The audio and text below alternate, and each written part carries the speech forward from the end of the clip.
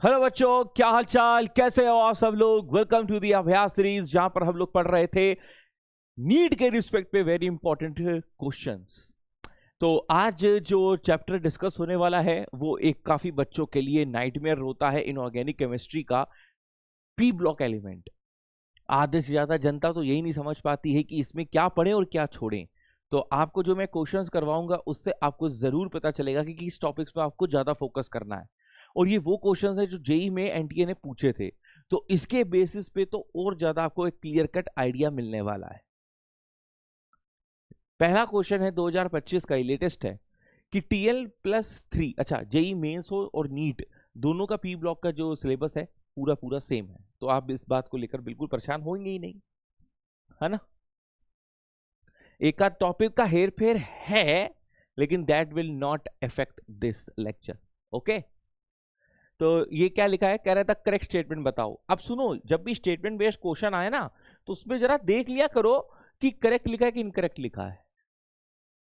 Correct, तो कह रहा है TL+3 is a powerful oxidising agent. और इस पूरे पैराग्राफ को अगर तुम पढ़ोगे या पॉइंट्स को पढ़ोगे तो तुम्हें समझ में आएगा कि ये ग्रुप 13 के एलिमेंट्स के बारे में बात कर रहा है। ग्रुप 13 के एलिमेंट्स होते हैं बैंगन, आलू, गाजर इन थैला। डाउन द ग्रुप जाते हैं, एटॉमिक साइज इंक्रीज करता है। और यहां आने पर Tl+ is more stable than Tl3+। और इसके पीछे लॉजिक होता है inert pair effect. Inert pair effect क्या होता है बच्चों? Reluctance of the valence electrons to participate in the chemical bond formation just because of poor shielding effect of D and F electrons on moving down the group in the p block elements, which results in the stability of the lower oxidation states of that elements. Hindi में सुनने के लिए दो दवाई है, तो हिंदी में मैं ये कहना चाहता हूं, मुद्दे की बात इतनी है कि ग्रुप 13, ग्रुप 14, ग्रुप 15, ग्रुप 16, इन लोग के लिए जब डाउन दी ग्रुप जाते हैं तो जो लास्ट एलिमेंट होता है उसमें इनर्ट पेयर इफेक्ट बहुत तगड़ा लगता है, जिसकी वजह से उसकी जो ऑक्सीडेशन स्टेट मैक्सिमम होती है उस ग्रुप की, उसमें से 2 घटा दो। जैसे ग्रुप 13 में +3 मैक्सिमम ऑक्सीडेशन स्टेट है, तो इसमें से 2 हटा देंगे तो क्या बचेगा, +1। ग्रुप 14 आओ, ससी गीसन पब, लास्ट में क्या है, लेड, पीबी की मैक्सिमम ऑक्सीडेशन स्टेट +4 है, उसमें से 2 घटा दो तो यानी कि +2 उसकी ज्यादा स्टेबल है। सिमिलरली नेक्स्ट ग्रुप, ठीक है, ज्यादातर ये 13, 14, 15, 16 तक मैक्सिमम देखा जा सकता है। TL+3 is a powerful oxidising agent. Oxidising agent का मतलब है जो रिडक्शन दिखलाता है। रिडक्शन मतलब हो गया कि वो अपनी ऑक्सीडेशन स्टेट को कम करना चाहता है। ऑक्सीडेशन स्टेट Tl3+ बिल्कुल कम करना चाहता है, क्योंकि Tl+ में वो ज्यादा स्टेबल अपने आप को मान रहा होता है। तो पहला स्टेटमेंट मैं ट्रू मार्क करूंगा। Al+3 does not gate reduced easily, ये बात भी सच है। क्यों? क्योंकि ऊपर थोड़ी ना लग रहा है inert pair effect. Inert pair effect नीचे की तरफ लगता है, जो लास्ट एलिमेंट होता है उसमें ज्यादा लगता है। तो Al3+ को रिड्यूस करना इतना आसान नहीं है। Next, both Al3+ and Tl3+ are very stable in the solution. इसमें Tl3+ कहां से स्टेबल हो गया? ये तो बड़ी गलत बात है भाई। Tl+ is more stable than Tl+3, ये तो हमने बता ही दिया, because of the inert pair effect. Next, Al3+ and Tl+ are highly stable, ये बात भी एकदम सही है। तो A B D E सही है, बस C को हटा दो तुम, तो करेक्ट आंसर हो गया B। क्या आप सब लोगों का भी आंसर B आ रहा था? मतलब देखो, ऐसा है ना कि जब क्वेश्चन देखो तो वीडियो पॉज कर दो, क्योंकि रिकॉर्डेड लेक्चर है। वीडियो पॉज करके तुम क्या करो कि उसमें से खुद से आंसर ढूंढने की कोशिश करो कि आखिर इस क्वेश्चन का क्या आंसर होना चाहिए। अगर आपने पी ब्लॉक अब तक पढ़ लिया है तो मैं भी जानता हूं कि अभी बहुत बच्चों का पी ब्लॉक अभी बचा होगा, क्योंकि ये बेसिकली चैप्टर थोड़ा सा लास्ट में आता है। लेकिन अगर आपने पढ़ रखा है और आप प्रैक्टिस करने आए हैं तो ईमानदारी से प्रैक्टिस करिए, कोशिश करिए कि खुद से आंसर दीजिए। नेक्स्ट क्वेश्चन देखो, the elements of group 13 which with highest and lowest first ionization energy values या ionization enthalpy values। Most important question, बार बार पूछा गया है, नीट हो, जेई हो, और लास्ट 3-4 साल में तो अक्सर इसके बारे में पूछा जा रहा है। इसमें क्या लोचा रहता है ना, एक्सेप्शनल केस है यहाँ पे। जैसे ये हो गया बाल गा इन थाईलैंड, अगर हम एटॉमिक साइज की बात करते तो केवल वेरिएशन इन दोनों में होता है, लेकिन आयनाइजेशन एंथैल्पी की बात हो रही है तो इन दोनों में भी आता है, मतलब इर्रेगुलर वेरिएशन होता है। ऐसा नहीं है कि जैसे down the group atomic size increase करता है, आयनाइजेशन एंथैल्पी डिक्रीज करती है, ये जनरल ट्रेंड है, but there are very irregularities over here. उस इर्रेगुलरिटीज के चलते बच्चे पूछते हैं कि सर क्या हम लोगों को इसकी वैल्यूज रटनी पड़ेंगी? मैं कहता हूं हाँ यार, अब एक आध ग्रुप में अगर मिल जाता है तो उसकी वैल्यूज रटने में कोई दिक्कत की बात होनी ही नहीं चाहिए, लेकिन फिर भी बच्चे तो बच्चे हैं, अगले के कच्चे हैं, तो मैं उन बच्चों को ये कहता हूँ कि ऐसा करो, इसकी मैं एक आसान ट्रिक बता देता हूँ। वो आसान ट्रिक ये है कि अच्छा ये बताओ, बोरॉन अपने ग्रुप का फर्स्ट मेंबर है, ये सेकंड है, ये थर्ड है, ये फोर्थ है, ये फिफ्थ है, 1 2 3 4 5 ये तो मेंशन कर ही सकते हो, इसको तो याद करने की जरूरत नहीं है। इसके बाद इसको कैसे जंबल करके लिखना है, 153 24,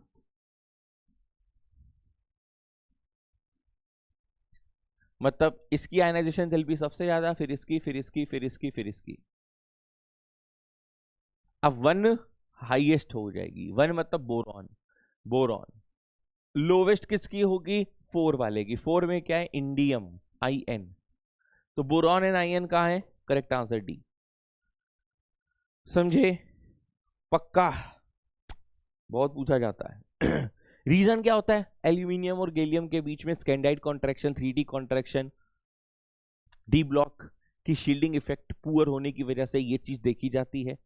और लास्ट में ये क्यों होता है, because of lanthanide contraction, F block 4F की वजह से।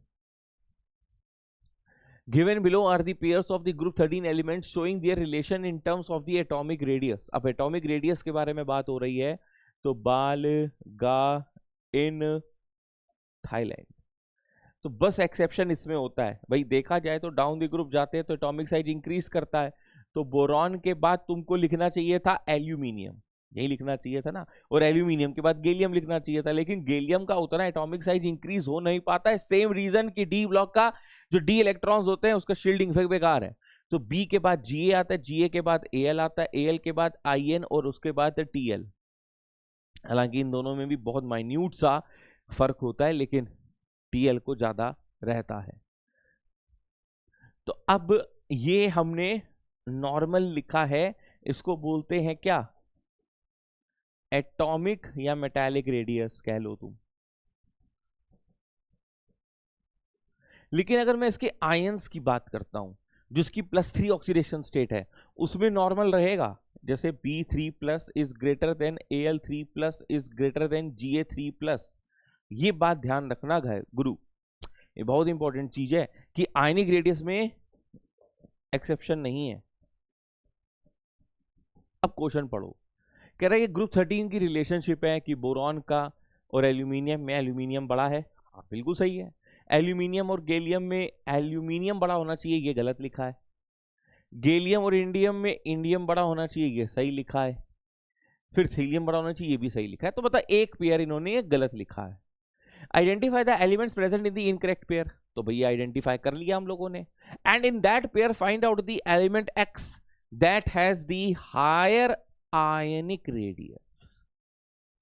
तो हायर आयनिक रेडियस तो यार इसी की है, Ga3+ की। The atomic number of that element, atomic number पूछ रहा है, that is again the interesting fact कि भैया एटॉमिक नंबर, बच्चा कहता है सर क्या ही करना है, याद करके दे तो दिया जाता है। ना ना ना ना ना ना ना, मैजिक नंबर्स के थ्रू एटॉमिक नंबर याद कर लो, सेकंड पीरियड के एलिमेंट्स के आपको एटॉमिक नंबर याद होंगे। जैसे मैं अगर बात करूं तो बोरॉन 5, मैजिक नंबर्स की बात करूं तो 2 8 8 18 18 32, यानी कि इसके बाद हम लोग यहां पर ऐड करेंगे 8, तो ये हो जाएगा 13, क्योंकि थर्ड पीरियड पे जा रहे हैं हम लोग। 13 के बाद हम ऐड करते हैं कितना, फिर से 2 8 8 18, ये हो जाएगा 31, फिर से 18 ऐड कर दो 49, फिर 32 ऐड कर दो तो तुम्हें ये मिल जाएगा। फिलहाल हमको गैलियम की रिक्वायरमेंट थी, atomic number 31 is the right answer. इसके बाद ये लास्ट में 81 आ जाता है। बोलो भाई, कोई दिक्कत, कोई शक, कोई परेशानी? पक्का है, आगे बढ़े, चलो next. The metallic radius of aluminium is less than that of gallium. फिर से यार देखो 2025 में ये दोबारा एक नए पेपर में, एक नई शिफ्ट में ये चीज पूछ ली गई आती है। और फिर आयनिक रेडियस के बारे में भी बात कर दी जाती है। समझ रहे हो? तो यहां पर आप पहले हमको ये बताइए पीछे से ही देखकर कि एल्यूमिनियम और गैलियम में गैलियम छोटा होता है, एल्यूमिनियम बड़ा होता है, तो metallic radius of aluminium is less, तो ये हो गई false. Ionic radius of Al3+ is less, ये हो गई ट्रू। तो पहला फॉल्स, दूसरा ट्रू, करेक्ट आंसर हो गई B. Next, melting point of boron की बात कर रहा है, ये एनसीईआरटी का बेटा जब आप पैराग्राफ पढ़ते हो, बोरॉन का इंट्रोडक्शन पढ़ते हो, उसमें साफ साफ लिखा है कि बोरॉन का जो मेल्टिंग पॉइंट होता है वो बहुत तगड़ा होता है। उसके पीछे रीजन होता है उसका स्ट्रॉन्ग क्रिस्टलाइन लैटिस स्ट्रक्चर। तो ये बिल्कुल दोनों बातें सच लिखी हैं और इसका सही एक्सप्लेनेशन यहां पर लिखा है, यानी कि करेक्ट आंसर है B. Aluminium chloride in acidified aqua solution, जब AlCl3 को तुम एक्वा सोल्यूशन में डालते हो तो ये याद रखना, सॉल्ट एनालिसिस में भी ये चीज रहती है कि आपको ये मिलता है। अब इसका तुम देख लो यार, Al के साथ अगर 6 लिगेंड्स हैं, 6 पानी है कोऑर्डिनेट बॉन्ड के थ्रू, तो ये ऑक्टाहेड्रल ज्योमेट्री ही बनाने वाला है, चाहे वो sp3d2 हो, चाहे वो d2sp3 हो, दैट हार्डली मैटर्स। लेकिन ये शेप ज्योमेट्री वाइज तो ऑक्टाहेड्रल ही होगा ना, क्योंकि 6 लिगेंड्स अप्रोच कर रहे हैं। तो करेक्ट आंसर ए है। Group 13 trivalent halides get easily hydrolysed by water due to their covalent nature. हाँ, ये सही बात है। But AlCl3 upon hydrolysis acid solution forms octahedral this, ये भी सही बात है। तो दोनों ही सही हैं। Correct answer D. In group 13 the stability of +1 oxidation state increases down the group because of the inert pair effect, बिल्कुल सही बात है। Atomic size of gallium is greater than that of aluminium, ये बात भी सही है क्या? नहीं, ये गलत है ना।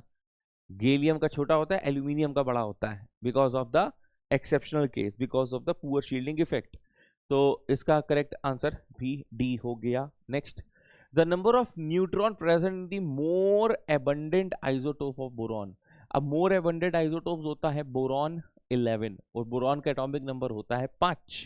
तो इसमें नंबर ऑफ न्यूट्रॉन कितने आ जाते हैं? नंबर ऑफ न्यूट्रॉन आते हैं 6, जो कि हो जाता है x। यही तो लिखा है कि उसमें जो मोर एबंडेंट आइसोटोप है बोरॉन का। अच्छा, कमेंट बॉक्स में मेरे को पहले ये बताओ कि बोरॉन के कितने आइसोटोप्स होते हैं, ये भी तो तुम्हारी चर्चा देखें, फिजिकल केमिस्ट्री में पढ़ी होगी ये चर्चा। अब कह रहा है amorphous boron upon heating with air, crystalline नहीं, amorphous boron on heating with air forms B2O3, but obvious की बात है। In which the oxidation state of boron is Y, जिसमें इसकी ऑक्सीडेशन स्टेट कितनी आएगी? +3 तो ये आएगी 2y - 6 = 0, y = +3। तो कह रहा है x + y की वैल्यू बताओ, तो 6 + 3 9 होता है। करेक्ट आंसर डी हो गया।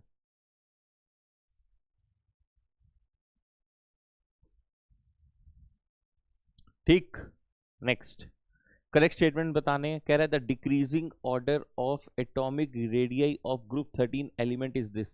अभी मैं ये बात करके आ रहा हूं तो उसमें टाइम वेस्ट करने की जरूरत नहीं है, आपको पता है सही अरेंजमेंट क्या है। बाल, अब देखो इसकी वजह से ये स्टेटमेंट गलत हो गया, क्योंकि Ga पहले आना चाहिए, Al बाद में आना चाहिए। Down the group 13 electronegativity decreases from top to bottom. ये बात सत्य है क्या? देखो, जब हम नीचे की तरफ जाते हैं तो एटॉमिक साइज इंक्रीज करता है और इलेक्ट्रोनेगेटिविटी डिक्रीज करती है, ये तो 100% सत्य बात है। लेकिन अपन लोग अगर इलेक्ट्रोनेगेटिविटी ग्रुप 13 की बात करते हैं तो बोरॉन की थोड़ी ज्यादा होती है, उसके बाद बालगा एन थैलियम, फिर ये चर्चा सही रहती है कि वो इंक्रीज करता है। तो भाई इन्होंने एक्सेप्ट अगर बोरॉन लिखा होता तो बात हम सही मानते, लेकिन अभी तो बात हम गलत ही मानकर चल रहे हैं। और ये मैंने ऑर्डर भी लिख दिया है इलेक्ट्रोनेगेटिविटी का। अब बाकी बात करते हैं कि एल्यूमिनियम जो होता है वो एम्फोटेरिक नेचर का होता है, that is it can react with acid as well as base. हालांकि एल्यूमिनियम कह रहे डिसॉल्व करता है HCl के साथ एंड लिबरेट्स हाइड्रोजन, ठीक है, लेकिन कंसिडरेटेड HNO3 के साथ वो पेसिव होता है। पेसिव का मतलब होता है जो रिएक्ट ना करना, चाहता हो या ना रिएक्ट हो पा रहा हो। क्यों? क्योंकि वो एक Al2O3 की प्रोटेक्टिव ऑक्साइड लेयर बना लेता है। बिल्कुल सत्य बात कह रहा है सत्य वचन प्रभु। तो all elements of group 13 element exhibit highly stable +1 oxidation state. ना ना ना ना, ऑल की बात क्यों कर रहे हो? वो तो नीचे जाते हुए +1 थेलियम का ज्यादा स्टेबल होता है क्योंकि इनर्ट पेयर इफेक्ट लग रहा होता है। हाँ, +1 और भी एलिमेंट्स के पास होती है, लेकिन स्टेबल तुम सबके लिए कह रहे हो तो ये बात तुम गलत कह रहे हो। हाइब्रिडाइजेशन अगर एल्यूमिनियम की निकालना चाहें इसमें तो क्या निकलेगा? तो भाई इसके लिए इसकी ऑक्टाहेड्रल है, ऑक्टाहेड्रल के लिए sp3d2 एकदम सही चीज लिखी गई, बिल्कुल सही।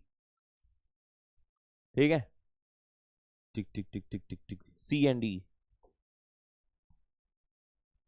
Group 13 elements react with the O2 in the amorphous form to form oxides of type M2O3।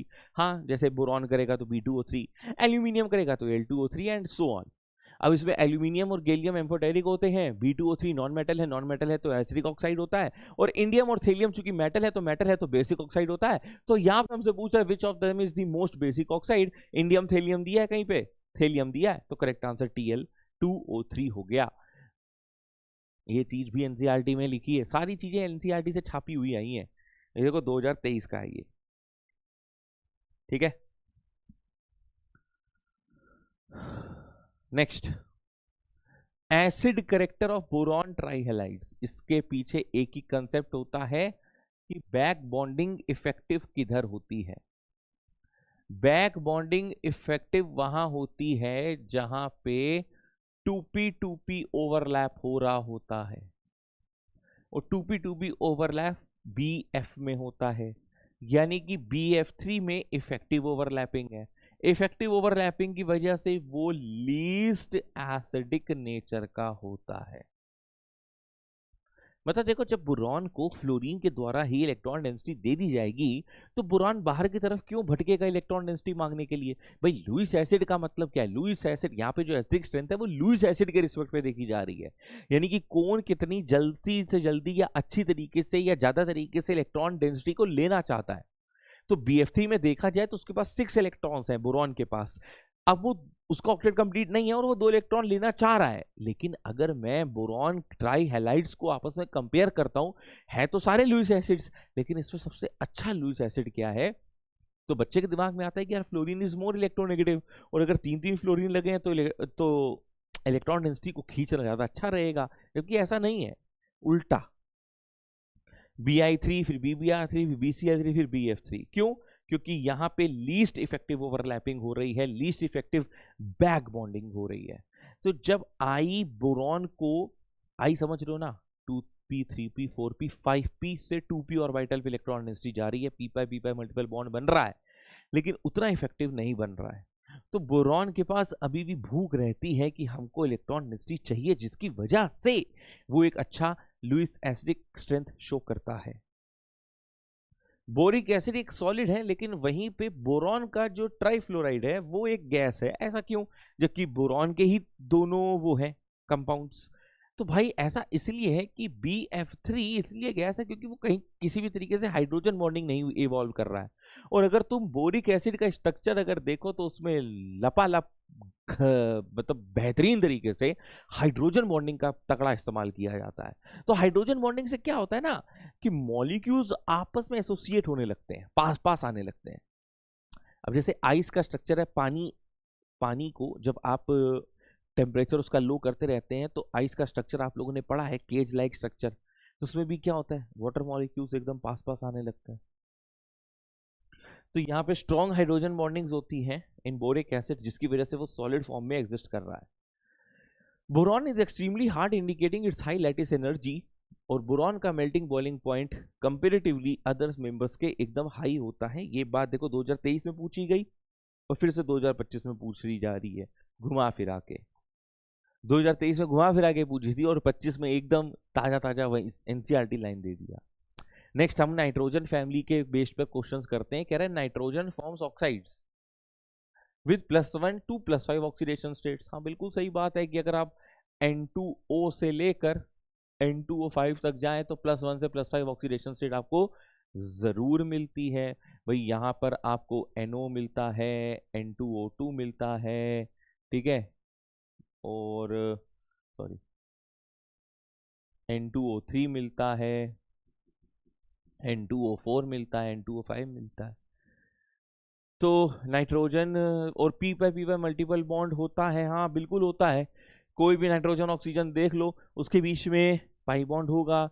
Nitrogen का भी पी है, ऑक्सीजन का भी पी है, इसलिए नाम है पी पाई मल्टीपल बॉन्ड। और इसीलिए +5 तक जाना मुमकिन भी है। अगर तुम N2O5 का स्ट्रक्चर देखते हो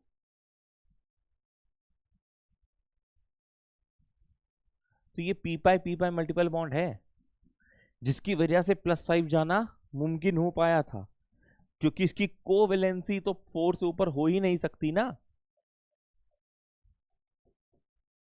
कोवेलेंसी 4 ही है, लेकिन ऑक्सीडेशन स्टेट +5 है। Yes, nitrogen does not form halides with +5 oxidation state due to the absence of d orbital. बिल्कुल सही बात है, NCl5 एग्जिस्ट नहीं करता है, और उसके पीछे रीजन यही है कि नाइट्रोजन सेकंड पीरियड को बिलोंग करता है, और सेकंड पीरियड एलिमेंट अपने पास ऑक्टेट एक्सपेंड नहीं कर सकता, क्योंकि उसके पास वेकेंट डी ऑर्बिटल नहीं है। वहीं जैसे फास्फोरस है, नाइट्रोजन की ही फैमिली का है, लेकिन थर्ड पीरियड में है, यानी कि यहाँ डी होता है, इसलिए PCl5 एग्जिस्ट करता है, लेकिन NCl5 एग्जिस्ट नहीं करता है। तो नाइट्रोजन अपने हैलाइड्स के साथ सिंगल बॉन्ड के थ्रू कभी भी +5 ऑक्सीडेशन स्टेट नहीं दिखा सकता है। ऑक्सीजन के द्वारा फिर भी दिखाया जा सकता है। क्यों? क्योंकि ऑक्सीजन के पास पी पाई मल्टीपल बॉन्ड फॉर्मेशन है। हैलाइड्स के पास आउटर मोस्ट में केवल 7 इलेक्ट्रॉन होते हैं, उसको एक ही इलेक्ट्रॉन चाहिए, तो भाई सिंगल बॉन्ड के साथ जुड़कर वो बॉन्डिंग कंप्लीट कर लेता है, और फिर उसके साथ पाई बनाना नामुमकिन हो जाता है। आप समझ रहे हो? बहुत तगड़ा क्वेश्चन है, इसका सही आंसर बताओ। इतना सोचोगे तो कैसे चलेगा? दोनों ही सही है ना? तो करेक्ट आंसर इज दोनों आर ट्रू, दोनों दोनों दोनों।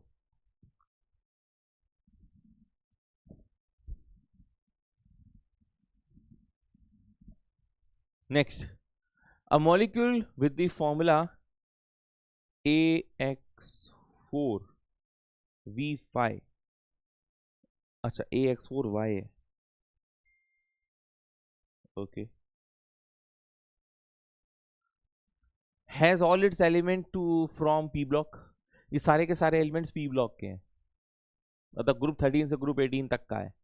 Element A is rarest monoatomic. अगर ए मोनोएटॉमिक है तो समझो मेरी बात, मोनोएटॉमिक सिर्फ एक ही है, ग्रुप 18। मोनोएटॉमिक एक ही है, ग्रुप 18। ग्रुप 18 में केवल एक ही एलिमेंट है, एक ही एलिमेंट है जो कंपाउंड्स फॉर्मेशन में जाता है, उसका नाम है Xe। ठीक है, has the lowest ionisation enthalpy value among the AXY। ठीक है, बिल्कुल सही बात। Element X and Y have the first and the second highest electronegativity values with respect to the periodic table. अच्छा, पूरे पीरियोडिक टेबल में अमंग ऑल द एलिमेंट्स, तो पूरे पीरियोडिक टेबल में X और Y की फर्स्ट और सेकंड इलेक्ट्रोनेगेटिविटी है। तो फर्स्ट हाईएस्ट इलेक्ट्रोनेगेटिविटी फ्लोरीन होता है, सेकंड हाईएस्ट ऑक्सीजन होता है। यहां पे X है फ्लोरीन, Y है ऑक्सीजन, और Xe है A। खत्म हो गई। तो ये कंपाउंड है XeOF4, और इसका स्ट्रक्चर है स्क्वायर पिरामिडल। ये शेप है, बाकी पूछ क्या रहा है? शेप ही पूछ रहा है। अच्छा, ज्योमेट्री ऑक्टाहेड्रल है, लेकिन शेप तो आप समझ ही रहे हो ना, स्क्वायर पिरामिडल होती है। इस पे धोखा मत खाना। The group 14 elements A and B have the first ionization. There will be values of 708 and 715 respectively. The above values are the lowest among their groups members. The nature of their ions A2 plus and B4 respectively is। देख भाई, अगर मैं group 14 की बात करता हूं, स, सी, गी, सन, पब, down the group atomic size increase करता है, तो आयनाइजेशन एंथैल्पी डिक्रीज करती है, क्योंकि एटॉमिक साइज आयनाइजेशन एंथैल्पी के इनवर्सली प्रोपोर्शनल होता है। इसका मतलब ये Sn और Pb की बातें हो रही हैं। Sn 4+ में रहना चाहता है, Pb 2+ में रहना चाहता है। रीजन इनर्ट पेयर इफेक्ट होता है। तो कह रहे हैं the above values are the lowest among the group members, the nature of their ions A2+ and B4+ respectively. तो अच्छा अच्छा अच्छा, तो पहली बात तो ये A के बारे में बात कर रहा है और ये B है। यहां पर A है SN2+ और B है PB4+, बट ये 2+4+ में जाना चाहता है, यानी कि ऑक्सीडेशन दिखलाएगा। ऑक्सीडेशन का मतलब रिड्यूसिंग, और ये 4+ से 2+ में जाना चाहेगा, यानी कि रिडक्शन दिखाना चाहेगा। रिडक्शन मतलब ऑक्सीडाइजिंग। तो करेक्ट आंसर यहां C है। समझे? बढ़िया क्वेश्चन था ये भी। आगे बढ़ते हैं। द इलेक्ट्रोनेगेटिविटी ऑफ ग्रुप 14, मुझे पता था ये क्वेश्चन जरूर आएगा क्योंकि ये 25 में भी आया था। तो बेटा देखो ऐसा है, ग्रुप 13 ग्रुप 14 की इलेक्ट्रोनेगेटिविटीज बड़ी धांसू हैं। रीजन देखो, इसकी लाइक लगभग जैसे 2.5 होती है, इसकी तुम्हारी 1.9, इसकी 1.8, 1.8, 1.8, लगभग सारी कांस्टेंट हो जाती है, डिक्रीज नहीं होती है। जबकि कह रहा है the electronegativity of group 14 elements from Si to Pb gradually decreases, नहीं ऑलमोस्ट कांस्टेंट। फिर कह रहा है ग्रुप 14 कंटेन्स नॉन मेटालिक, हाँ नॉन मेटालिक है, मेटालिक, हाँ मेटालिक है, एज वेल एज मेटेलॉइड, हाँ मेटेलॉइड है, सब है। ये ट्रू है तो पहला फॉल्स, दूसरा ट्रू, करेक्ट आंसर ए। ठीक है, इसमें एक चीज है कि ये 1.8 है, लास्ट में 1.9 हो जाती है। Consider the oxides of group 14 elements, और इसमें एम्फोटेरिक बताना है। सब जन की आस सुनो प्रभु अल्लाह, सब जन की आस सुनो प्रभु अल्लाह, इसके अलावा और कोई नहीं है। सी इजी था। इसमें बताना है कि ऑक्सीडाइजिंग की तरह कौन एक्ट करता है। ऑक्सीडाइजिंग का मतलब रिडक्शन, अपनी जो है ऑक्सीडेशन स्टेट कौन कम करेगा, वही करेगा जो इनर्ट पेयर इफेक्ट दिखाएगा। इनर्ट पेयर इफेक्ट कौन दिखलाता है? Last element. लास्ट एलिमेंट में सी गीसन पब Pb4+ दिखाएगा। बाकी ये दोनों क्यों दिखाएंगे? ये दोनों दिखाएंगे। फिर Tl3+ दिखाएगा, Tl+1 में जाना चाहेगा, बस सिर्फ दो।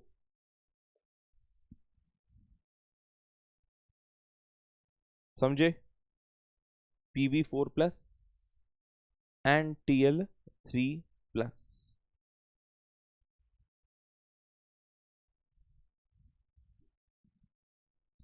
कोवेलेंट रेडियस, अच्छा यहाँ पे कह रहा है कि करेक्ट स्टेटमेंट बताने हैं विद रिस्पेक्ट टू ग्रुप 14।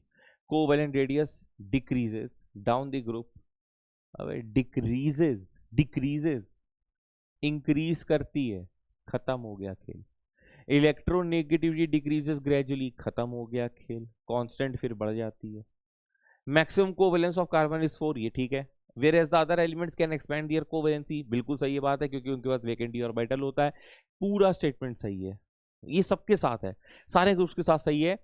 क्यों? क्योंकि उसका जो पहला एलिमेंट है वो सेकंड पीरियड में, और सेकंड पीरियड में वैकेंट ऑर्बिटल नहीं है। क्यों? क्योंकि इसकी वजह से वो तुम्हारा ऑक्टेट भी एक्सपैंड नहीं कर सकते हैं, ना अपनी कोवेलेंसी एक्सपैंड कर सकते हैं। Heavier elements do not form P pi bonds, बिल्कुल सही है, क्योंकि जब डी आ जाएगा तो पी पाई डी पाई बनाएगा ना, पी पाई तो सिर्फ सेकंड पीरियड वाले बनाते हैं। सही कह रहा है ये। Carbon can exhibit negative oxidation state, हाँ। अब जैसे अगर मैं बात करूं तो CH4 भी होता है तो CCl4 भी होता है, ये -4 है तो ये +4 है, तो CD सही है, यानी कि करेक्ट आंसर है। ये यार बड़ा आसान क्वेश्चन है, तुम ही बता दोगे, बताओ चलो। बॉन्ड डिसोसिएशन इंथैल्पी इसमें से किसकी ज्यादा है? सर बॉन्ड डिसोसिएशन इंथैल्पी जिसकी ज्यादा होगी उसी की कैटिनेशन पावर ज्यादा होगी, उसी को तोड़ना नामुमकिन होगा, और वो होता है हमारा साक्षात कार्बन। और जब जैसे जैसे डाउन द ग्रुप जाएंगे आपका बॉन्ड लेंथ बढ़ेगा, and bond length is inversely proportional to the bond dissociation enthalpy, जिसकी वजह से घट रही है वैल्यू। ससी की सन एलोट्रोप्स पर बेस्ड क्वेश्चन, ये फुलरीन है जिसकी बात हो रही है, और इसका इनकरेक्ट स्टेटमेंट बताना है। तो each carbon atom forms 3 sigma bond, बिल्कुल सही है, sp2 हाइब्रिडाइजेशन होता है। 5 मेंबर और 6 मेंबर एक दूसरे के साथ फ्यूज्ड होते हैं, बिल्कुल सही है। 6 members are fused to both 6 and 5 members, और 5 members is only fused to 6 members। ये बहुत प्यारा स्टेटमेंट है, जानते हो, बहुत प्यारा है कि पांचवे का जो ताल्लुकात है केवल छठे के साथ है, लेकिन छठे का छठे और पांचवे दोनों के साथ है। ये स्ट्रक्चर देखकर समझ में आ जाता है।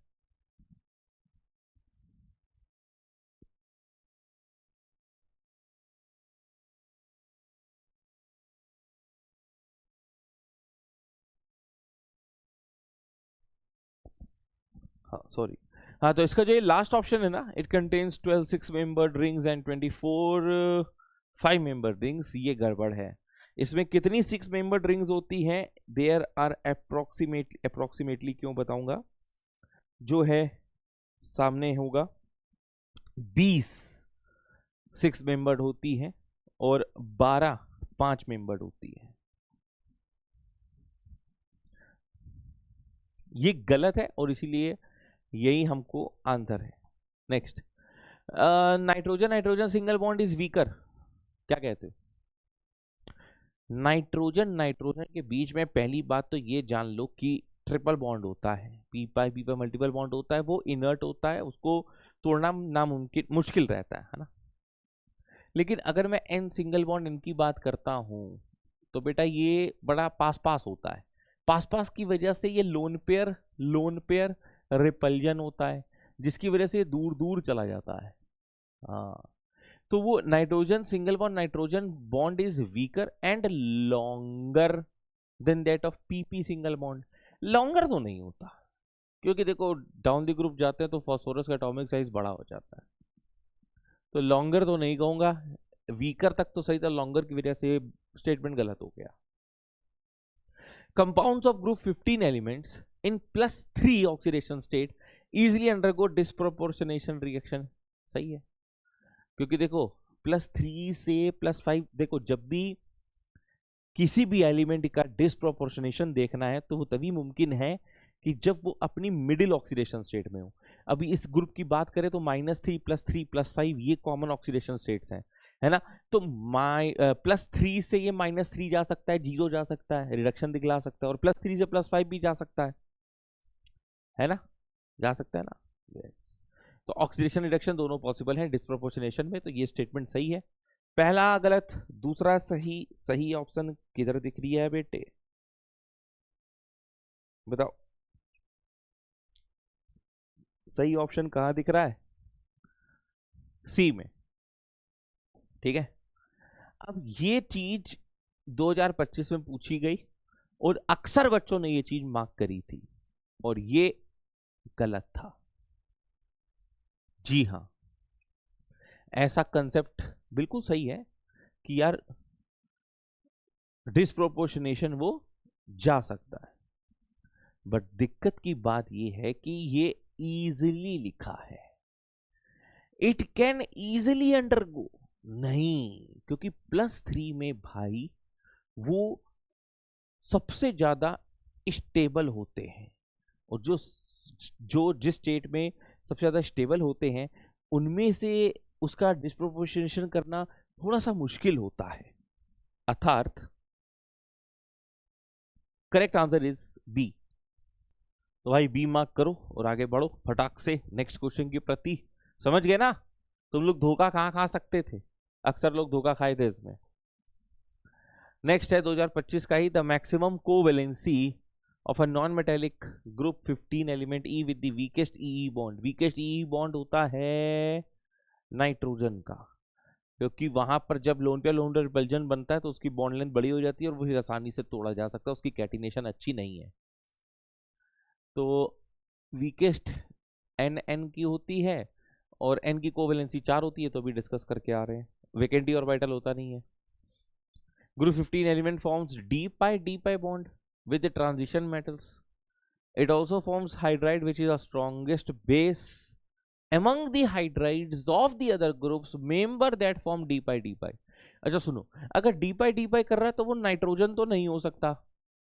नाइट्रोजन के बाद आता है फास्फोरस, फास्फोरस है पीएच हाइड्राइड जो बनाता है वो बनाता है PH3 फॉस्फीन, इसके पास एक लोन पेयर होता है, फिर ASH3, फिर SbH3, अब जैसे से डाउन द ग्रुप जाते हो एटॉमिक साइज बढ़ता है, तो जो लोन पेयर की अवेलेबिलिटी है वो बेकार हो जाती है, यानी कि ये बेटर लुईस बेस होगा।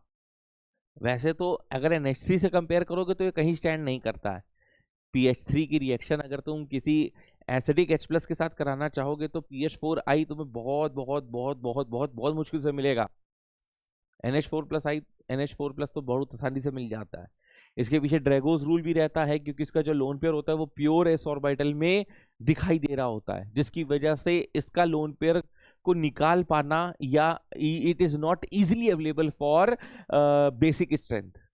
तो वैसे तो देखा जाए तो बेकार है, लेकिन वो क्वेश्चन में ये कह रहा है कि हमें NH3 से कंपेयर करना ही नहीं है, हमें इन लो से कंपेयर करना है जो डी पाई शो करते हैं। ये देखो, तो उसमें तो ये राजा हुआ ना, क्योंकि सबसे छोटा साइज इसी का है। फिर जैसे जैसे नीचे जाओगे साइज बढ़ेगा तो लोन पेयर की अवेलेबिलिटी डिक्रीज हो जाएगी, क्योंकि वो डीलोकलाइज हो जाता है इतने बड़े एरिया में। बहुत प्यारा क्वेश्चन है भाई। तो इसका एटॉमिक नंबर पूछ रहा है, तो इसका एटॉमिक नंबर क्या है भाई बताओ? 15 ही तो है। 7 होता है नाइट्रोजन का, 7 + 8 15 हो गया। Dinitrogen is a diatomic gas which act like inert gas at room temperature. बिल्कुल सही बात है, हमें इनकरेक्ट बताने। The common oxidation state of these elements are -3 +3 and +5। ये भी सही है। Nitrogen has unique ability to form p multiple bond. ये भी सही है। Stability of +5 oxidation state increases down the group. ये बात गलत है। इनर्ट पेयर इफेक्ट जब नीचे लगेगा तो भाई +5 से +3 हो जाएगा ना। Nitrogen shows a maximum covalency of +6। ये गलत है। DE गलत है। Correct answer D। देख लो भाई, करेक्ट नहीं बताने थे, इनकरेक्ट बताने थे, उसके हिसाब से आंसर दिया है। नेक्स्ट करेक्ट स्टेटमेंट बताने हैं 2024। Stability of the hydrides very important. Stability of hydrides जैसे जैसे तुम देखो डाउन द ग्रुप जाओगे NH3 से BiH3 तक, तुम्हारा एटॉमिक साइज इंक्रीज करेगा, बॉन्ड डिसोसिएशन एंथैल्पी डिक्रीज करेगी, और स्टेबिलिटी की बात हो रही थी यानी कि बॉन्ड डिसोसिएशन एंथैल्पी की बात हो रही थी, तो वो डिक्रीज कर रही है। तो न + B बिल्कुल सही लिखा है। रिड्यूसिंग एबिलिटी बढ़ेगी, क्यों? क्योंकि आराम से H दे पाएगा, तो ये भी सही लिखा है। Among the hydrides NH3 is the strongest reducing agent। Reducing agent strongest कैसे हो सकता है? क्योंकि जब डाउन द ग्रुप रिड्यूसिंग सबसे तगड़ी BiH3 की है, तो ये गलत है। Basicity of the hydride increases in the order this ना। NH3 is a strong base. NH3 is a strong base, ये भी गलत है। A एंड B सही है, करेक्ट आंसर C है। Next, PH3 has a lower boiling point than NH3। होना चाहिए था, होना चाहिए था, क्योंकि down the group van der Waals forces of attraction increases because of the increase in the molecular size shape geometry, है ना, मॉलिक्यूलर साइज। ओके ठीक है, लेकिन NH3 का ज्यादा स्ट्रांग होता है बिकॉज NH3 के पास होता है स्ट्रांग इंटरमॉलिक्यूलर हाइड्रोजन बॉन्डिंग। तो PH3 has lower boiling point than NH3। हाँ हाँ हाँ, सही है सही है सही है, ट्रू लिखा है, मतलब ये बात तो सही कह रहा है वो, क्योंकि इसके पास क्या होती है? Strong intermolecular hydrogen bonding. अब liquid NH3 molecules are associated with the van der Waals force of attraction. नहीं, PH3 में होते हैं वो, और PH3 में हाइड्रोजन बॉन्डिंग लिखा है, गलत है। NH3 में हाइड्रोजन बॉन्डिंग होता है। तो ये स्टेटमेंट जानबूझ के इन लोगों ने गलत लिख दिया है। तो पहला तो ट्रू है, दूसरा फॉल्स है, तो D is the right answer. Next question में आते हैं, सिर्फ से स्टेटमेंट बेस्ड क्वेश्चन है। अब ये हाइड्राइड्स ऑफ ग्रुप 16 की बात कर रहा है। जैसे आप H2O लिखते हैं, फिर H2S लिखते हैं, फिर H2SE लिखते हैं, फिर H2TE लिखते हैं। तो जब डाउन द ग्रुप जाएंगे तो बॉन्ड डिसोसिएशन एंथैल्पी डिक्रीज होगी, तो H का निकलना आसान होगा H2TE में, तो H2TE ज्यादा एसिडिक होगा, लेकिन ये H2SE को ज्यादा एसिडिक कह रहा है, तो ये तो गलत लिखा है। H2SE has the higher bond enthalpy. हाँ, ये बात सच लिखा है, तो पहला फॉल्स, दूसरा true. Incorrect statement among the following is PF3 exist करता है, करता है, NF5 डज नॉट। हाँ बिल्कुल सही बात है, क्योंकि देखो ऐसा है ना, इसके पास वेकेंट d ऑर्बिटल होता नहीं है। SO2 can act as an oxidizing agent. SO2 में सल्फर की ऑक्सीडेशन स्टेट है +4 और ऑक्सीडाइजिंग है कि वो रिड्यूसिंग है, उसके लिए बहुत मायने रखता है कि उसकी मैक्सिमम ऑक्सीडेशन स्टेट पता हो, मिनिमम ऑक्सीडेशन स्टेट पता हो, जो चीज कह रहा है उसकी ऑक्सीडेशन स्टेट पता हो। तो भैया SO2 में सल्फर की ऑक्सीडेशन स्टेट +4 है, तो क्या ये +4 से 0 जा सकता है? जा सकता है, यानी कि रिडक्शन दिखा सकता है। रिडक्शन जा दिखा सकता है यानी कि वो ऑक्सीडाइजिंग है, ऑक्सीडाइजिंग लिखा है। क्या SO2 SO4 माइनस में कन्वर्ट नहीं हो सकता, यानी कि जिसमें उसकी ऑक्सीडेशन स्टेट +6 हो जाए? बिल्कुल हो सकता है, यानी कि ऑक्सीडाइजिंग के साथ साथ ये तो रिड्यूसिंग भी है ना। तो ये तो कह रहा है नॉट, जो कि ये गलत है। चूंकि ये गलत है और हमें यही चाहिए था, तो बी इज द आंसर। अब बाकी देख लेते हैं। PH3 shows lower proton affinity than NH3। हाँ, ड्रैगोस रूल में ये पढ़ते हैं, क्योंकि इसका जो लोन पेयर होता है वो प्योर s ऑर्बिटल में होता है और इसका लोन पेयर इजीली अवेलेबल होता है। NO2 कैन डायमराइज इजीली, बिल्कुल, इसलिए तो वो N2O4 बनाता है। इसके पास ऑड इलेक्ट्रॉन होता है। NO2 का स्ट्रक्चर बनाकर देख लो, लुईस डॉट स्ट्रक्चर, एक इलेक्ट्रॉन दिखाई देगा, N2O4 बन जाएगा। Large difference between the melting and boiling point of oxygen and sulphur. तो ऑक्सीजन के नीचे ही सल्फर है, लेकिन मेल्टिंग पॉइंट और बॉइलिंग पॉइंट में बहुत ज्यादा डिफरेंस है। रीजन, ये O2 होता है और ये S8 होता है, तो एटॉमिसिटी के बेसिस पे ये डिफरेंस बहुत ज्यादा देखा जाता है। एनोमलिस बिहेवियर किसी भी एलिमेंट का, ग्रुप मतलब सेकंड पीरियड एलिमेंट्स का, उसके small size, high electronegativity, high ionization enthalpy इनकी वजह से होता है, and absence of vacant orbital. तो स्मॉल साइज और हाई इलेक्ट्रोनेगेटिविटी ही केवल यहां पर लिखा है और दो ऑप्शंस नहीं लिखे हैं, तो इन्हीं को हम मार्क करके आगे बढ़ेंगे और इस पर बेस्ड, एनोमलिस बिहेवियर पर बेस्ड क्वेश्चन आता है। ठीक है, एनडीए ने साफ लफ्जों में लिखा है ये बात। नेक्स्ट नेक्स्ट क्वेश्चन है, choose the correct statements. All group 16 elements form the oxides of general formula EO2 and EO3। Like अगर मैं E यहाँ पर सल्फर दिया है तो SO2 भी बनता है, SO3 भी बनता है, एंड दोनों ही oxides are, both the type of oxides are acidic in nature होना चाहिए। ठीक है, सही है, दोनों सही है। TO2 is an oxidizing agent, देखो उससे टीपो, ठीक है। अब इसमें इसकी +4 ऑक्सीडेशन स्टेट है। ऑक्सीडाइजिंग का मतलब है वो रिडक्शन दिखाना चाहता है, यानी कि वो किस में आना चाहता है? +2 में आना चाहता है। अच्छा जी। और SO2 is an reducing, reducing मतलब +4 से +6 में जाना चाहता है। हाँ तो ठीक है ना, ठीक है। अच्छा, TO2 इज ऑक्सीडाइजिंग एजेंट, यानी कि T जो +6 में होना चाहिए था वो +4 में रहना है। हाँ, इनर्ट पेयर लग रहा है। और SO2 +4 से +6 में रहना चाहता है, यानी कि ऑक्सीडेशन दिखलाना चाहता है, यानी कि रिड्यूसिंग नेचर है, यानी कि ये बात भी सच है।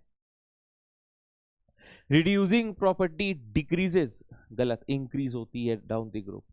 ओजोन में कितने नंबर ऑफ लोन पेयर हैं? तो ओजोन का स्ट्रक्चर फॉर्मल चार्ज के समय हम लोग पढ़ते जरूर हैं। 6 लोन पेयर हैं, ये 5 लोन पेयर हैं, गलत। 1 2 3 4 5 6। Oops. So that's all for today session. यहाँ पे आपकी IOC का अभ्यास सेशन खत्म होता है। मैं हूँ Sagar Bajatiya, signing off from this series.